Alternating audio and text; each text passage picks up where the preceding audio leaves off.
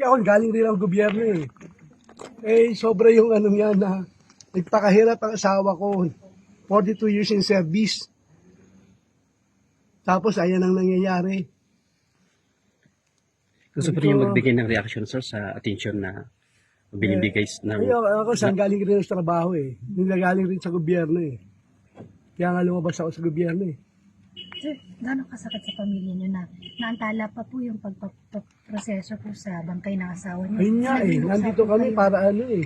Tapos ang dami pa nilang requirements. So, ganun ba yung nagdudusa na kami tapos ito maramdaman mo, pahirapan ka pa.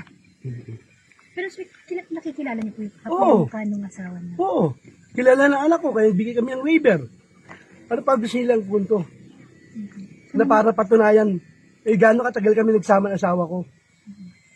Naniniwala po kayo aksidente po yung pagkakahuli? Oo. Kasi, ang punto lang naman doon, nagpunta siya dito para mag-unwind kasi masyado madaming pressure na. Kasi kaugnay po yan nung sa flood Oo, control. sa sir. flood control. Siguro, kasi hindi kami nag-uusap tungkol sa ano eh. Sa kaso ng flood control, hindi kami nag-uusap na pag yung kaso, yung isang kaso niya na sabi ka may attorney ka, ibahala yung attorney mo mag-ano. Dahil kami mag-asawa, iba yung namin. Pareha kami engineer, kaya ayaw ko namin ka ng professional jealousy. Kaya umalis ako sa gobyerno. Ang gusto niyo po, ma-release na po. Oo, yun lang gusto namin. Magpapasko, makasamahan man lang namin yung asawa, makasama ko na asawa ko yung Pasko. Sabi nga namin nagpaplano kami ng Pasko na yung pamilya ayoko.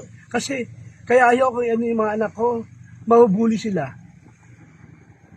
Nagtatrabaho ng maayos. Ngayon po, sir, ano po yung mga document